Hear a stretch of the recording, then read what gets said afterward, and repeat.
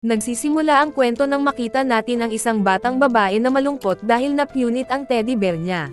Sabi ng nanay niya, sayang daw kasi kakabili lang nila, pero sinabi niyang pwede naman nilang palitan iyon. Itinapon ang teddy bear at dinala sa isang underground facility. Dito natin nakilala ang isang batang lalaki na si Rodo, na palihim na pumasok sa gusali. Habang naghahalukay siya ng basura, may guard na nakakita sa kanya at nakilala siya bilang Rush Raider, na paulit-ulit na nagnanakaw ng basura mula sa syudad. Agad niyang pinindot ang alarm para tawagin ang ibang guard.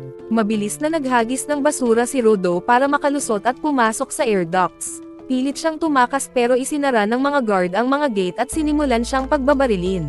Naiwasan niya ang mga bala habang tumatakbo, pero tinamaan siya sa balikat. Kahit sugatan, nakatakas pa rin siya. Kumalat ang balita tungkol sa pagnanakaw ng basura. Sinisi ng mga tao sa syudad ang mga nakatira sa slums, nagtatanong kung bakit hindi na lang sila manatili sa kabila ng pader. Alam ng lahat sa slums na si Rodo ang may gawa dahil hindi ito ang unang beses na ginawa niya iyon. Natatakot silang madadamay sila sa kaguluhan. Pinagsabihan siya ng kaibigan niyang si Chi na baka mapahamak siya kung hindi siya titigil. Tinanong niya kung bakit ba lagi siyang nagnanakaw ng basura. Ipinaliwanag ni Rodo na sayang ang mga bagay na itinatapon ng mga taga-syudad dahil maayos pa at pwede pang gamitin. Dagdag pa niya, nakakatulong din iyon sa mga gastusin niya. Biglang dumating ang tatlong batang lalaki kasama ang leader nila. Sinabi nito kay Chi na huwag na siyang makipaglaro kay Rodo kung ayaw niyang amuyin din siya ng basura. Nilate pa nila ang gloves ni Rodo dahil hindi raw iyon nalaban sa loob ng maraming taon. Sinipa pa ng isa ang lantern niya at sinabing wala namang bibili ng basura niya. Habang patuloy silang nang aasar, pinaalalahanan sila ni Chi na pare-pareho lang silang taga-slums kaya hindi dapat nila inaapi si Rodo. Sinabi ng isa na anak si Rodo ng isang serial killer at hindi katulad ng ama niya, sinusubukan nilang baguhin ang imahe nila. Dito nalaman natin na lahat ng nakatira sa slums ay mga lahi ng kriminal. Pinipigilan ni Rodo ang sarili pero nang patuloy nilang banggitin ang tungkol sa tatay niya, nagalit siya. Natakot ang mga bata sa itsura niya at habang papalayo, sinabi nila na katulad lang siya ng kanyang ama at baka maging mamamatay tao din siya balang araw. Naniniwala naman si Chi na hindi masamang tao si Rodo. Interesado rin siya sa teddy bear na nahanap niya kagabi, pero sinabi ni Rodo na hindi iyon binibenta. Halos ibigay na niya ito ng libre kay Chi pero biglang dumating ang nanay nito. Habang pauwi, pinayuhan siya ng nanay niya na umiwas kay Rodo. Pag-uwi ni Rodo, inaasar siya ng kanyang guardian na si Reto tungkol sa awkward niyang usapan kay Chi. Pinayuhan siya ni Reto na maging tapat sa nararamdaman at tigilan na ang pag-raid sa basura dahil delikado. Sabi pa niya, ginagawa siguro iyon ni Rodo para tulungan siya. Naalala ni Rodo kung paano siya pinalaki ni Reg matapos siyang iwan ng mga magulang niya, pero sinabi niyang hindi dahil may utang na loob siya kundi dahil gusto niyang ipakita ang respeto niya bilang pamilya. Muli siyang tinukso ni Reto na sana ganon din siya kaprangka kay Chi, na ikinainis ni Rodo. Napansin ni Reto ang sugat sa braso niya at inalok siyang lagyan ito ng gamot. Pinapalitan din niya ang benda sa kamay ni Rodo at muli siyang pinaalalahanan na umiwas sa dump sites. Sinabi naman ni Rodo na mas malala pa ang sugat na iniwan ng tatay niya dati. Ipinaliwanag ni Reto na kapag may malalang krimen, pinaparusahan agad ng kamatayan sa pamamagitan ng pagtalon sa pit. Dito nalaman ni Rodo na ang kanyang ama ay pinatawan ng ganoong parusa. Naalala niya kung paanong laging maitim ang mga kamay niya at laging pinagtitinginan siya ng mga tao. Isang araw, binigyan siya ni Reto ng gloves na nakatulong sa kanya para makaramdam ng kaunting ginhawa. Pinayuhan ulit siya ni Reto na sabihin na niya kay Chi ang nararamdaman niya bago maaga ng iba. Habang nag-uusap sila, may misteryosong lalaking nakamasid sa kanila. Kinabukasan, pinilit siya ni Reto na kausapin si Chi at tinuruan pa siya kung paano ngumiti. Habang papunta sa bahay nila Chi, napansin niyang nagkakagulo ang mga tao sa paligid ng pit dahil may isa na namang hinahatulang kriminal. Naisip niya kung ano ang nangyayari sa mga taong ibinababa doon pero biglang dumating si Chi at nabigla siya. Sinabi ni Chi na ayaw niyang mapunta siya sa pit at sinabi ni Rodo na iyon din ang sinasabi ni Reto sa kanya. Sagot ni Chi, kasi mahal din siya ni Reto. Pareho silang nahiya nang mapagtanto nila ang sinabi niya. Ibinigay ni Rodo kay Chi ang teddy bear at sinabi niyang magiging masaya ito kasama niya. Tuwang-tuwa si Chi at nangakong iingatan ito habang buhay. Tumakbo si Rodo pabalik para sabihin kay Reto ang nangyari. Pero pagdating niya, nakita niyang nakahandusay si Reg habang may lalaking sinasaksak siya sa dibdib. Agad siyang sumugod pero hindi niya kayang talunin ang lalaki na agad na tumakas bitbit ang isang libro. Sinabi ni Rodo kay Reg na kukuha siya ng tulong pero sinabi ni Reg na kaya niyang baguhin ang mundo nila. Habang namamatay si Reg, biglang dumating ang mga opisyal at tinazzer si Rodo mula sa likod. Inaresto siya at inakusahan ng pagpatay kay Reg. Sinubukan niyang ipaliwanag na wala siyang kasalanan pero hindi siya pinaniwalaan dahil puno siya ng dugo. Nagtipon ang mga tao habang sinasabi ng executioner na ang isang mamamatay tao ay hindi dapat patawarin kahit paordinaryong tao lang ang biktima mula sa slums. Hinatulan siya ng kamatayan at nagsisigawan sa tuwa ang mga tao.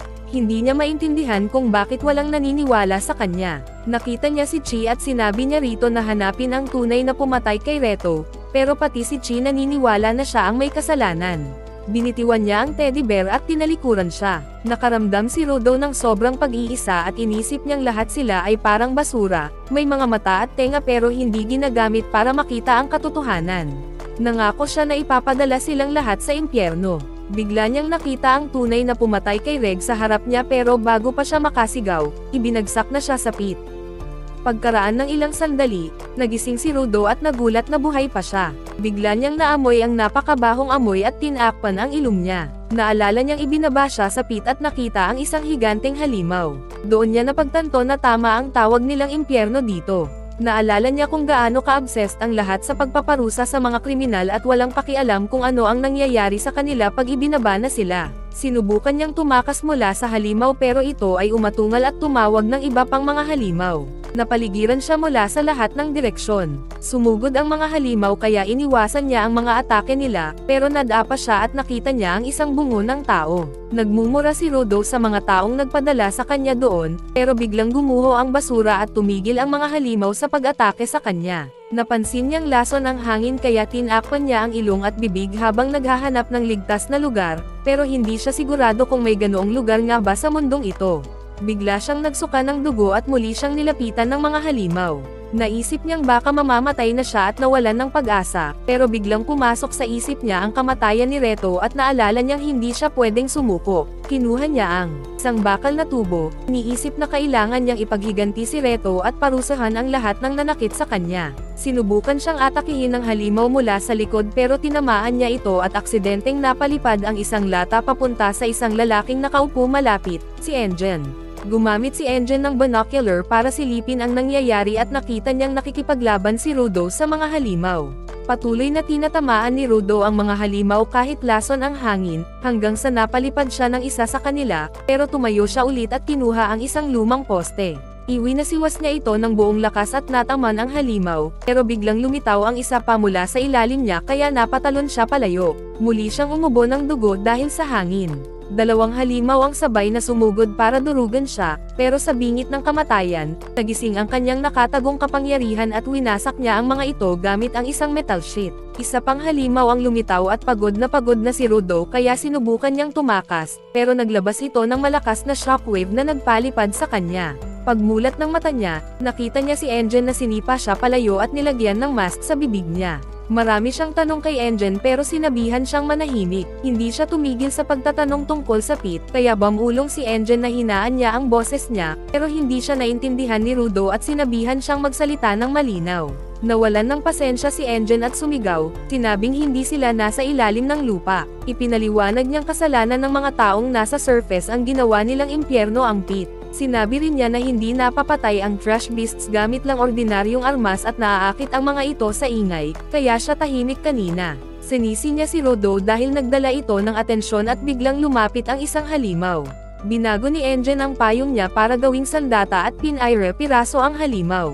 Nang makita niya ang mas malaking grupo ng mga halimaw, sa halip na matakot, sumugod siya at winasak ang mga ito gamit ang kanyang payong bago tumalon sa ere at ginamit ito na parang parachute.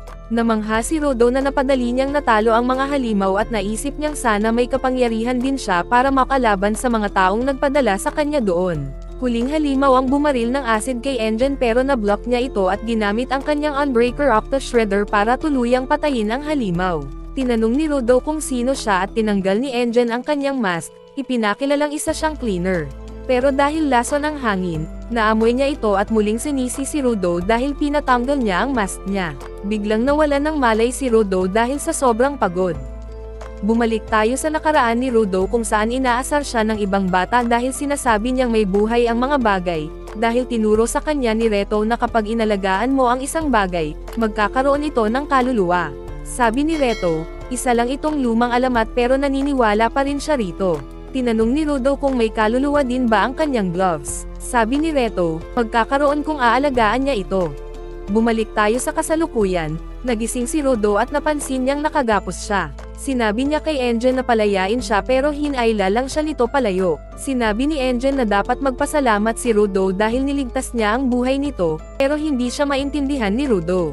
Ipinaliwanag ni Engen kung paano siya nawalan ng malay kanina. Gustong umakyat ni Rudo pabalik sa itaas, sa lugar na tinatawag na sphere, para mag-higanti.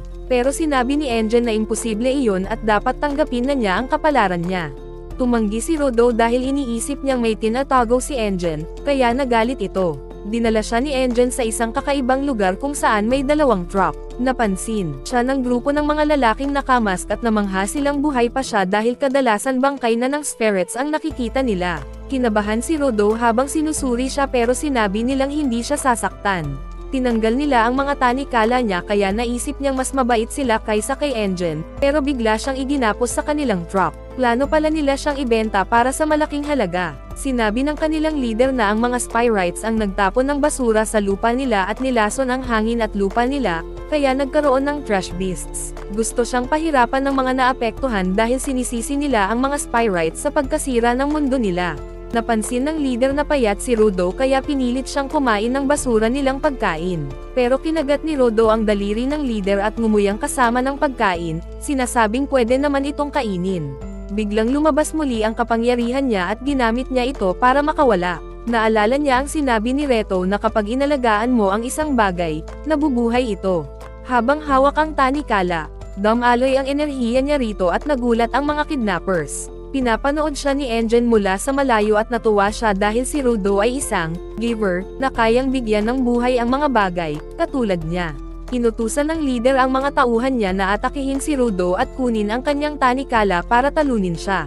Nahihirapan silang lapitan siya at nang mabitawan niya ang tanikala, kinuha niya ang isang gulong at ginawang sandata. Namangha ang lahat dahil bihira para sa isang giver na gumamit ng higit sa isang object at natalo niya ang isa sa mga tauhan nila. Handa na sana niyang patayin ang leader pero biglang dumating si Engen at pinigilan siya. Galit pa rin si Rudo at nagtanong kung ano ang nangyayari. Biglang naging alikabok ang gulong at nagdugo ang ilong niya. Sinabi ni Engen na malaki ang epekto ng kapangyarihan niya sa katawan niya. Humingi siya ng tawad kay Rudo at sinabing sinusubukan lang niya ito. Alam niyang marami pa siyang tanong kaya nangako siyang sasagutin lahat, kapalit ng pagpasok niya sa grupo ng mga cleaners para lumaban sa mga halimaw. Pero tumanggi si Rudo. Dinala siya ni Engen sa isang klinika at tinawagan ang kaibigan niya para sabihin na may potential si Rudo. Pero sinabi ni Rudo na hindi pa siya handa sumali at kailangan niyang bumalik sa sphere. Sabi ng doktor, wala siyang karapatang tumanggi dahil niligtas siya ni Engen nang bigyan siya ng gas mask. Paglabas nila ng klinika, nagpasalamat si Rudo kay Engen dahil siya ang nagbayad ng bill niya at sinabing wala siyang oras para sumali sa kanilang grupo. Paalala ni Engen, ang impormasyon ay hindi libre at mas mabuting sumama na lang siya. Dinala siya ni Engen sa lungsod at binilhan siya ng burger, na ikinagulat ni Rudo dahil akala niya puro basura lang meron sa pit. Ipinaliwanag ni Engen na hindi lang basura ang naiipon sa lupa kundi pati emosyon, at iyon ang nagiging enerhiya na dahilan kung bakit may mga trash beasts. Sinabi ni Engen na karamihan sa mga ito ay nananatili sa dump site pero minsan ina-attack nila ang lungsod at hindi gumagana ang ordinaryong armas laban sa kanila.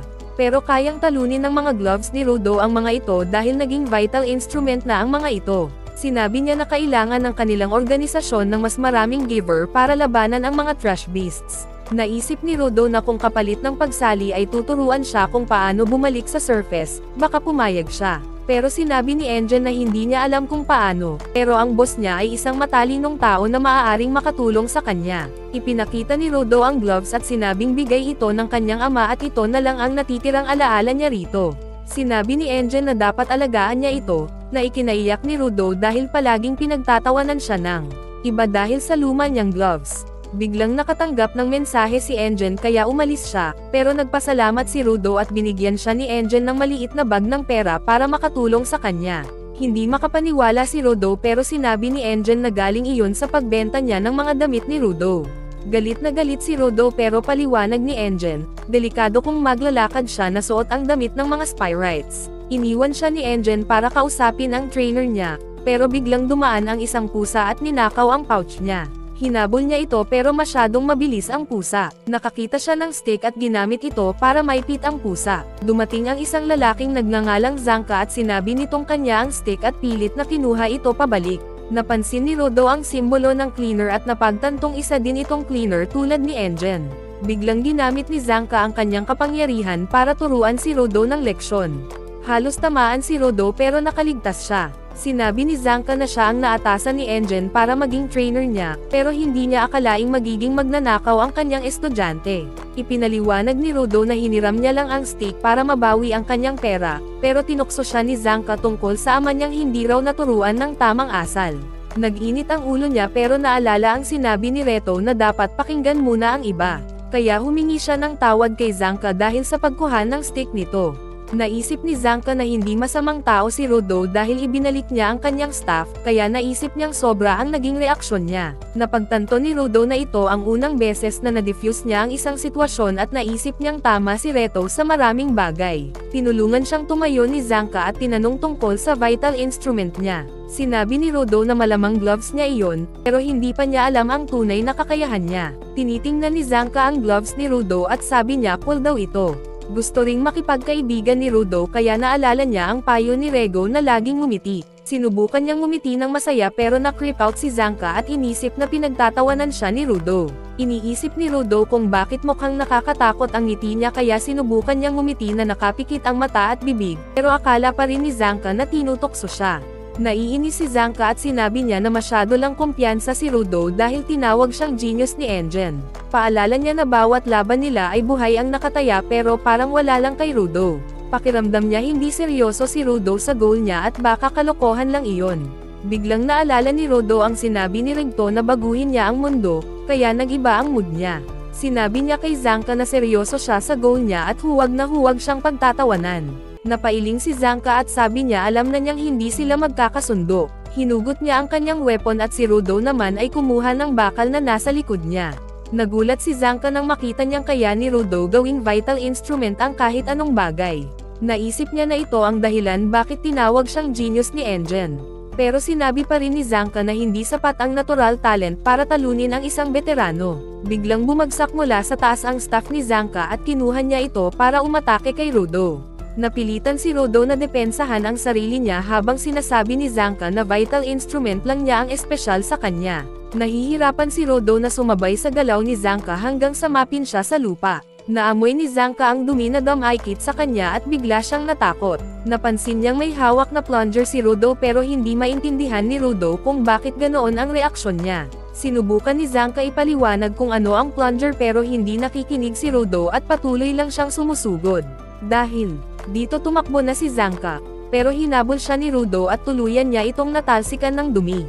Dumating si Engen at inakala niyang magkaibigan na sila. Habang nasa kotse sila at pinag-uusapan ang nangyari, tawa ng tawa si Engen habang hindi makapaniwala si Zanka na nahumiliate siya. Sabi ni Engen, spoiled kid si Zanka at hindi niya akalaing may magtatapon sa kanya ng dumi. Pero ipinaliwanag niya kay Rudo na kahit ganoon, si Zanka pa rin ang pinaka-skilled giver sa grupo nila kaya marami siyang matututunan dito. Nagulat si Zanka na tinatawag siyang skilled ni Engen. Biglang dumating si Rio at sinabi niyang curious lang siya na makilala si Rudo. Sinimulan niyang hawakan ang buhok ni Rudo para makita kung natural ito. Nagulat si Rudo na may babaeng humahawak ng buhok niya at naisip niya kung ganito ba talaga ang buhay sa lupa. Dinala sila ni Engen sa headquarters ng cleaners at napahanga si Rudo sa laki at ganda nito. Pinakilala siya ni Engen sa receptionist na si Mayo dahil lahat ng bagong dating ay kailangang makilala siya. Bigla nitong tinusok ang mga langaw gamit ang tinidor niya at napabilib si Rudo. Sinabi ni Engen na ang vital instrument ni Mayo ay ang kanyang salamin na nagpapalakas ng kanyang paningin para makita ang tunay na potensyal ng isang tao. Ginamit ni Mayo ang kakayahan niya kay Rudo at nagulat siya sa nakita niya. Tinanong siya ni Engen at sinabi niya na athletic na si Rudo at may magandang koneksyon sa vital instrument niya pero kailangan pa niya ng tamang training para magamit ito ng maayos. Ramdam ni Enjen na may tinatago pa si Maiyo pero ang sinabi lang niya ay may dumi sa batok si Rudo, dahilan para habulin sila ni Enjen. Dinala niya si Rudo para ipakilala sa kanilang boss pero napansin niyang patuloy siyang lumilingon kay Maiyo na para bang may sikreto ito tungkol kay Rudo. Habang naglalakad, sinabi ni Enjen kay Rudo na mayroong halos 100 miyembro ang kanilang organisasyon at dapat makilala niya ang mga ito.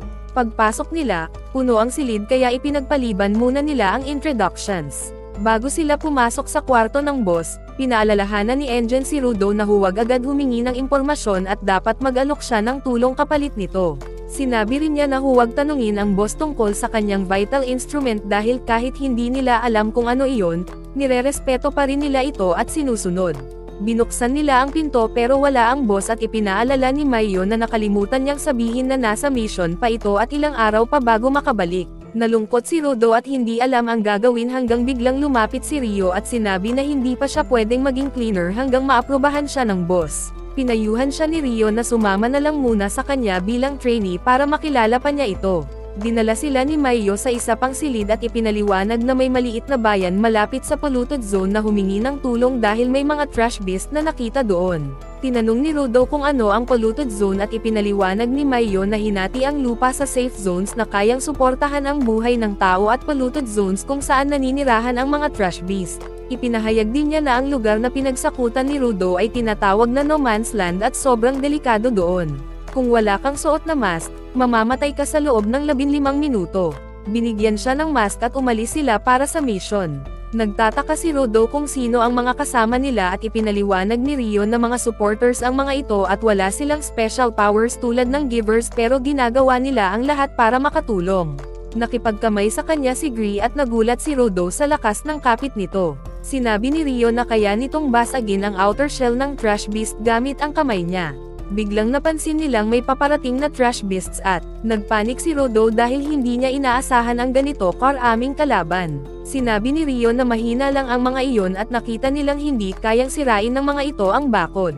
Pero biglang dumating ang isa pang grupo ng trash beasts at mas lalo pang nagpanik si Rudo dahil muntik nang masira ang bakod pero sinabi pa rin ni Rio na perfect ang mga ito para sa training niya. Sinabihan siya ni Rio na tapusin na nila agad ang mga ito para makapag-celebrate sila ng kanyang unang mission pero hindi makapaniwala si Rudo na kalmado lang siya kahit pwede silang mamatay.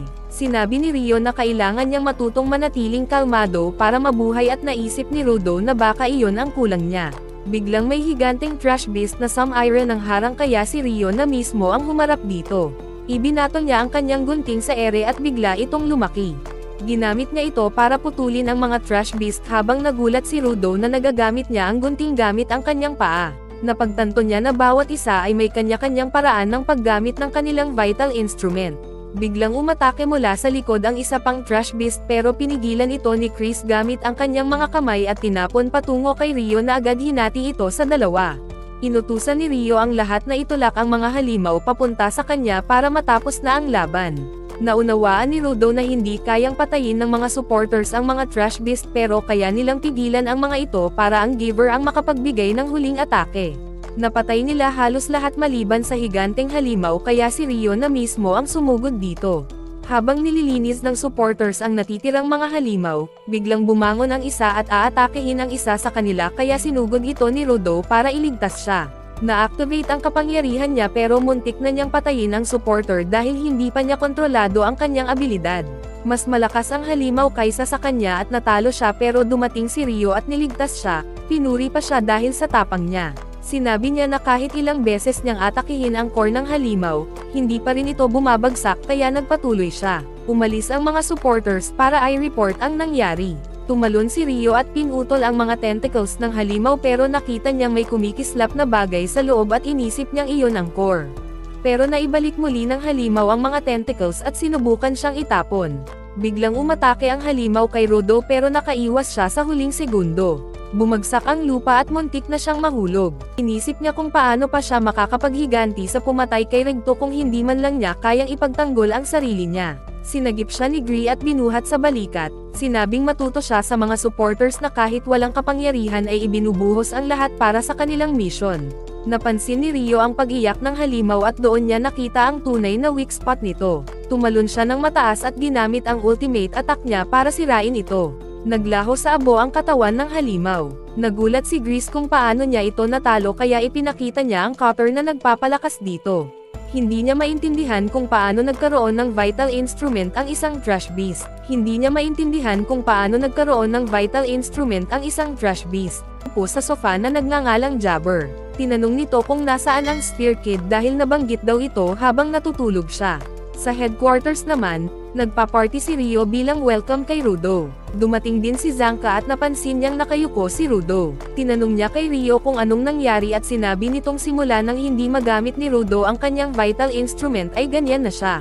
Nalungkot si Zanka pero tinanong niya pa rin tungkol sa halimaw at sinabi ni Rio na imbes na core ang nakita nila, vital instrument ang laman nito. Hindi niya alam ang gagawin kaya iniwan na lang niya sa mga seniors at nag-enjoy na lang sa party. Lumapit si Chris kay Rudo at sinabing maganda ang ginawa niya pero pakiramdam ni Rudo wala siyang silbi. Ipinaalala ni Grease na nailigtas niya si Folo, isa sa mga supporters, pero pakiramdam pa rin ni Rudo pabigat siya sa lahat dahil hindi niya makontrol ang kanyang powers. Naiinis siya dahil pati sa Sphere noon, si Regto ang laging sumasalo para sa kanya kaya pakiramdam niya wala siyang silbi. Nagpasalamat si Grease dahil iba si Rudo sa ibang bagong cleaners na minamaliit ang supporters. Pinayuhan niya ito na huwag isipin ang pagpapalakas lang ng powers niya para sa iba kundi isipin kung ano talaga ang gusto niya sa buhay. Sinabi niyang maniwala siya sa sarili niya. Biglang dumating si Engine at tinanong kung bakit hindi pa kumakain si Rudo at hinikayat siya ng lahat na mag-enjoy sa party. Samantala, pinahirapan ni Jabber ang leader ng mga kidnappers at pinilit pang magbigay ng impormasyon tungkol kay Rudo pero sinabi nitong nasabi na niya lahat kaya pinatay na lang siya ni Jabber. Sa headquarters, nakatanggap ng request si Mayo at tinawag ang buong team para ipaliwanag ang sitwasyon. Nagulat si Zanka na kasama si Rudo dahil hindi pa siya opisyal na cleaner pero sinabi ni Mayo na may kinalaman ang mission sa kanya. Ipinaliwanag niyang isang merchant ang inatake ng trash beast sa polluted zone at nakaligtas siya pero nawala ang kanyang cargo. Kailangang talunin nila ang trash beast at ibalik ang kanyang cargo na ikinagulat ng lahat dahil isang buhay na Spyrite pala ito. Alam ni Rudo na hindi pa niya kontrolado ang kanyang powers pero sumama pa rin siya dahil baka makatulong itong makabalik siya sa Sphere. Sinabi ni Mayo na si Inyan sana ang mamumuno pero abala siya kaya si Zanka na ang mamumuno. Natutuwa si Zanka dahil pinagkakatiwalaan siya ni Inyan kaya pinangunahan niya ang grupo papunta sa polluted zone. Habang naglalakbay, tinanong ni Rudo si Grease kung bakit wala siyang weapon. Ipinakita ni Grease ang kanyang maliit na kutsilyo pero sinabi niyang mas pinagkakatiwalaan niya ang kanyang kamay. Sinabi pa ng isa pang supporter na may dalang talisman si Grease at lagi siyang nananalangin para sa ligtas nilang pagbabalik sa bawat mission pero nahihiya si Grease dahil alam na pala iyon ng lahat. Dumating sila sa polluted zone at nakilala ang merchant. Sinabi nito na nagbibiyahe siya ng kargamento nang makita niya ang isang walang malay na spirit. Nabalisa siya kaya binuhat niya ito, pero isang trash beast ang kumuha sa kanya kasama ang buong kargamento.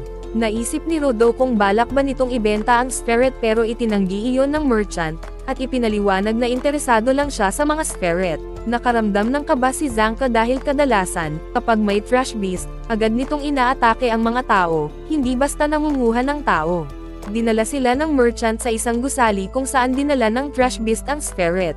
Binalaan sila ni Zanka na maging alerto dahil pwedeng umatake ang trash beast mula kahit anong direksyon.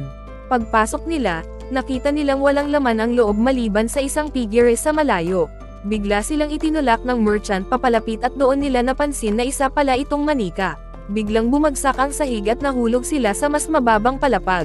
Itinuro ng merchant si Rudo bago siya tuluyang natunaw na parang putik. Dalawang kumikislap na kulay ube ang lumapit at napagtanto ni Zanka na naloko sila ng mga raiders.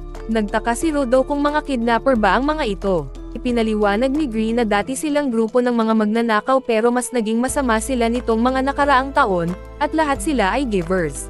Inutusan ni Green ang tatlong supporters na siguraduhin ang exit route habang siya at si Folo ang magbabantay kay Rudo. Tinanong niya si Zanka kung kaya nitong harapin ang mga raiders. Sumagot si Zanka na siya na ang bahala. Naisip ni Rudo na baka kayanan niya ang ilang bandido, pero binalaan siya ni Green na hindi ordinaryong kidnapper ang mga ito. Sinabi ni Zanka sa mga raiders na alam na niyang aatake sila para kunin si Rudo, pero hindi niya inaasahan na magiging mabilis sila. Pinaplano daw nilang ibenta si Rudo kapalit ng malaking pera. Pero ibinunyag ng mga raiders na hindi nila siya ibebenta. Gusto nilang kunin ang impormasyon tungkol sa Sphere at kung paano siya nakatawid ng hindi namamatay. Napansin ni Zanka na wala talagang trash beast sa lugar. Isa sa mga raiders ang naglabas ng mga mud monster at pinatake sila gamit ang mga puppet. Alam ni Zanka na ito ang babaeng nambitag sa kanila, pero kumpiyansa siya at inactivate ang staff niya. Ngunit biglang lumabas ang partner ng babae mula sa isang golem at inatake siya mula sa likod, tinapon siya sa pader. Ipinagyabang ng babae na sanay lang ang cleaners sa laban kontra trash beasts at wala silang alam sa pakikipaglaban sa kapwa-tao. Pinatake niya si Zanka gamit ang maraming mud puppets habang nakatago ang partner niya sa isa sa mga ito. Hirap si Zanka na sabayan ang kombinasyon ng kanilang atake. Sinubukan niyang sumugod pero ginawa nilang putik ang lupa para mabagal siya. Sinabi ng babae na kapag gumalaw pa siya masyado, tuluyan siyang makukulong. Napansin ni Zanka na mali siya sa inakala niyang ang shovel ng babae ang nagpapagalaw sa mga puppet at ang lalaki ang may vital instrument na ginagamit para umatake. Na-realize niya na ang tunay na vital instrument ng lalaki ay ang mga sapatos nito na nagbibigay sa kanya ng kakayahang gumalaw sa putik. Tinawag silang perfect little couple ni Zanka at inamin niyang baguhan siya sa laban kontra tao, pero mas kilala niya ang staff niya kaysa sa kanila. Ipinupok niya ang staff sa lupa at lumikha ng shockwave na nagpakita ng buong basement, at nakita niya ang lalaking nakatago. Sinugod niya ito at tinamaan ng isang malakas na atake na agad nagpabagsak sa kanya. Tinamaan din niya ang babae, kaya nawala ang lahat ng puppet. Akala niya tapos na, pero biglang lumitaw si Jabber sa likod niya at sinabi na pareho lang silang madali talunin. Samantala, nakarating si Naruto at ang mga supporters sa exit door. Inutusan ni Gree ang mga tauhan na umakyat at humingi ng saklolo. Habang tinitingnan niya ang lagay ni Zanka, isang figure ang papalapit. Akala nila si Zanka iyon, pero si Jabber pala. Tiningnan niya si Rudo at napansin na tumutugma siya sa description ng kidnappers. Tumalon si Jabber sa pader at winasak ito para harangan ang exit. Sinabi ni Chris na member ng cleaner si Rudo at kapag ginalaw siya, magiging kaaway nila agad si Jabber. Pero binaliwala ni Jabber at ipinaliwanag na na-late lang siya dahil naligaw siya. Tinanong siya ni Chris kung nasaan si Zanka pero hindi ito sinagot at sinabi kay Rudo na sumama na lang siya dahil may gustong kumausap sa kanya. Tinanggal niya ang mask ni Rudo at sinabing walang trash beasts dito, pero itinulak siya ni Rudo at tinanong kung nasaan si Zanka. Ipinaliwanag ni Jabber na hindi niya ito pinatay, pero siguradong nahihirapan ito dahil sa lason. Inactivate ni Jabber ang vital instrument niya at naging mga claws ang kanyang singsing. Sinabi niyang sumama si Rudo, pero umatake ang mga supporters. Madali silang naiwasan at tinapon ni Jabber palayo. Hinaharangan ni Gree si Jabber, at naalala ni Jabber ang mga balitang may mga supporters na tumutulong sa cleaners pero tinawag niya silang walang silbi. Sinabi ni Rudo kay Gree na umurong dahil wala siyang sandata para lumaban. Pero tinusok ni Jabber si Gree gamit ang kanyang claws at bumagsak ito habang nalaglag ang Lucky Talisman niya. Bago ito tumama sa lupa, nasalo ito ni Rudo. Binalik tayo sa nakaraan kung saan nakita ni Reto si Rudo na paulit-ulit na ibinabangga ang ulo sa pader. Tinanong ni Reto kung bakit niya ito ginagawa. Sinabi ni Rudo na sobrang dami niyang galit na hindi niya maipaliwanag. Naisip ni Reto na baka dahil iniwan siya ng mga magulang niya kaya pakiramdam niya ay walang halaga siya. Dinala siya ni Reto sa labas at ginawa nila ang maraming bagay para makita kung ano ang magpapasaya kay Rudo. Nakita nilang bumuti ang pakiramdam niya pero wala pa rin siyang natatagpo ang bagay na tunay niyang mahal. Hanggang sa nakita ni Rudo ang isang taong nagtatapon ng bahagyang sirang mask. Kinuha niya ito at umiyak. Sinabi niya kay Reto na hindi dapat itapon ang mga bagay na pwede pang ayusin. Doon na-realize ni Reto na kaya niyang makita ang tunay na halaga ng sirang bagay. Bumalik tayo sa kasalukuyan kung saan inactivate ni Rudo ang Lucky Talisman ni Gree na ikinagulat ni Jabber. Napagtanto ni Gree na ang abilidad ni Rudo ay hindi lang basta pag-convert ng mga bagay bilang vital instruments kundi paglabas ng buong potensyal nito. Hindi natakot si Jabber at mas lalo pang na-excite. Naisip ni Rudo na dahil sa usapan nila ni Gree, alam na niya ngayon kung ano ang gusto niyang gawin. Sinabi niyang patutunayan niyang hindi walang silbi ang mga supporters. Nagsimula silang maglaban at hindi makabutas si Jabber. Ipinakita ni Rudo na kaya niyang protektahan ang sarili gamit ang talisman at hindi niya kailangan gumalaw para umiwas. Sinabi ni Jabber na parang inaayos ni Rudo ang galaw niya at tinanong kung patas ba iyon. Sinabi ni Rudo na gusto lang niyang lumaban ng seryoso at hindi siya magpapakita ng awa sa mga nananakit ng kaibigan niya. Tinangka ni Jabber na umatake mula sa likod pero pinigilan siya ng talisman at sinuntok siya ni Rudo. Gumawa si Jabber ng dust cloud para harangan ang paningin ng talisman at naghagis ng mga tipak ng semento. Pero naiwasan ito ni Rudo at muli niyang nasundan si Jabber at tinamaan. Paulit-ulit itong nangyari hanggang sa mawalan ng lakas si Jabber pero imbes na sumuko, natawa pa siya at nagpasalamat kay Rudo sa laban. Ipinahayag ni Jabber na natutunan na niya ang sikreto ng talisman, na kaya lang nitong iwasan ang may hostile intent. Sinaksak niya ang sarili ng kanyang neurotoxin para mawalan siya ng katinoan at tinanong kung kaya pa ba ng talisman na pigilan siya kapag wala na siyang isip. Naging mas mabilis at delikado ang galaw ni Jabber at napilitan si Rudo na lumayo. Hindi gumana ang talisman kaya tinapon niya si Jabber palayo. Pero mabilis itong nakabangon at lalong nabaliw. Naalala ni Rudo ang pagkabata niya kung saan tinanong siya ng mga bully kung isa ba siyang masochist. Hindi niya alam ibig sabihin noon kaya tinanong niya si Reto. Bumalik sa kasalukuyan at iniisip ni Rudo na kung masochist nga si Jabber, paano niya ito matatalo. Muling sumugod si Jabber at habang umiiwas si Rudo, ginagamit nito ang semento para lituhin siya. Ginagamit ni Rudo ang mga braso ng talisman bilang panangga, pero nabasag ni Jabber ang depensa niya at naiwan siyang bukas sa atake. Biglang may tumama kay Jabber, staff pala ni Zanka iyon. Nakita natin si Zanka na hirap tumayo pero sinasabi niyang hindi dapat inaasinta ni Jabber ang estudyante niya kung hindi pa siya talo. Nagulat si Rudo na nakayanan ni Zanka ang lason pero halata niyang hindi pa siya nasa full power. Pinukso pa siya ni Zanka dahil minamaliit daw niya ang sariling guro. Humanga siya kay Rudo dahil nagamit na nito ang kanyang vital instrument at sinabing angas nito, pero sinabi ni Rudo na hindi na gumagana laban kay Jabber. Naisip ni Zanka kung baka gumagana lang ito kapag may hostile intent at tinanong siya ni Rudo kung paano niya nalaman. Sinabi ni Zanka na pinanood niya ang buong laban bago siya sumali dahil tungkulin niyang turuan si Rudo. Naisip niya ang isang plano at hiniling kay Rudo na hayaang tamaan siya ng isang beses para subukan kung gagana ang talisman. Nagulat si Rudo pero ipinaliwanag ni Zanka na hindi na siya makagalaw ng maayos, pero may posibilidad na ilipad siya ng talisman papunta kay Jabber kapag umatake siya. Nag-alinlangan si Rudo dahil baka siya ang tamaan kapag mali si Zanka, pero sinabi ni Zanka na ito lang ang natitira nilang paraan. Bumangon muli si Jabber at sinira ang poste malapit sa kanila. Sinabihan sila ni Zanka na mag-ingat dahil nakamamatay ang kanyang mga kuko. Tumakbo si Zanka papunta kay Rudo, at pinaandar ng talisman at lumipad siya sa ibabaw ni Jabber bago sinupalpal sa mukha.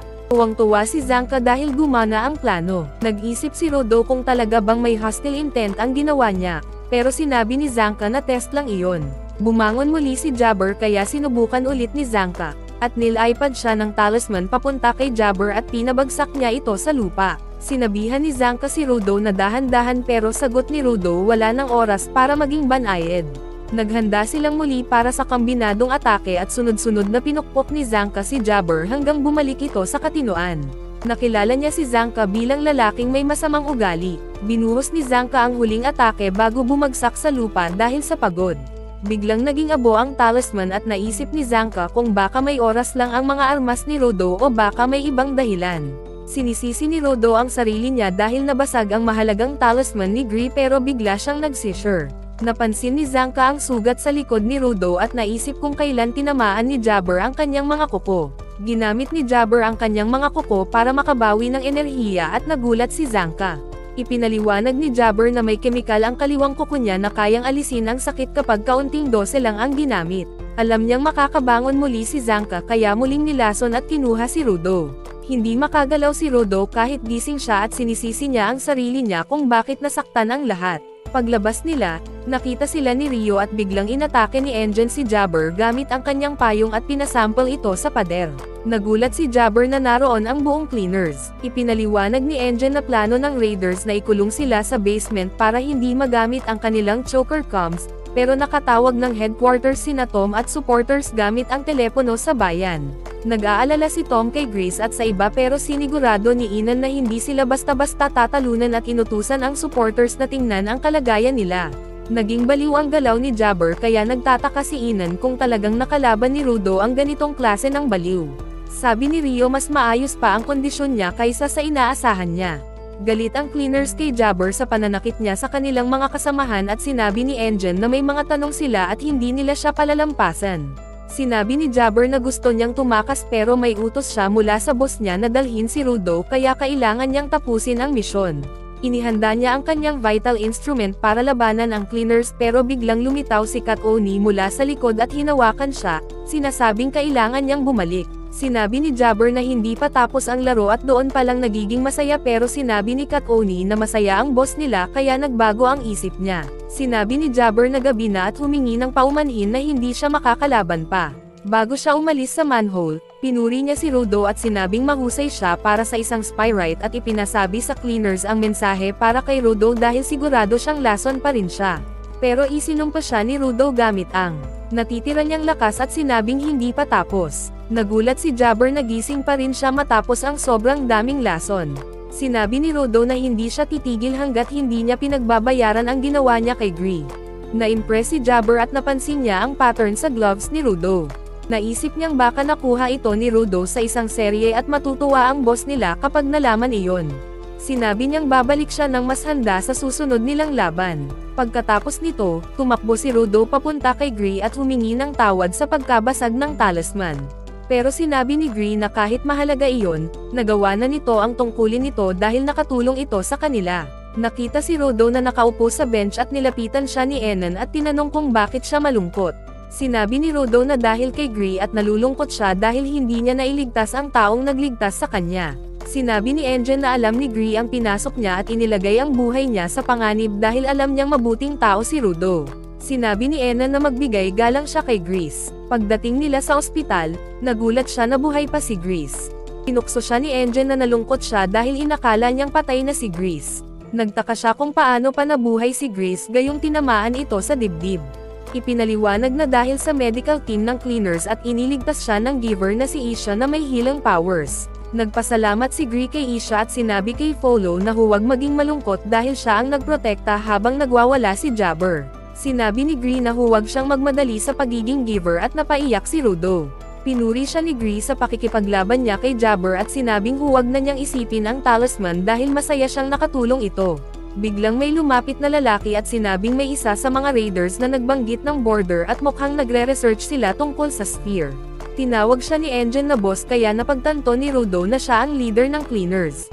Nagpakilala siya bilang Corvus at ipinaliwanag na dapat tatanggihan niya si Rudo dahil balak lang nitong sumama para mangalap ng impormasyon. Pero nang malaman niyang handa itong ipagsapalaran ang buhay para protektahan ang mga kasama at mayroon itong kapangyarihan na makakatulong, tinanggap siya ni Corvus bilang miyembro ng cleaners.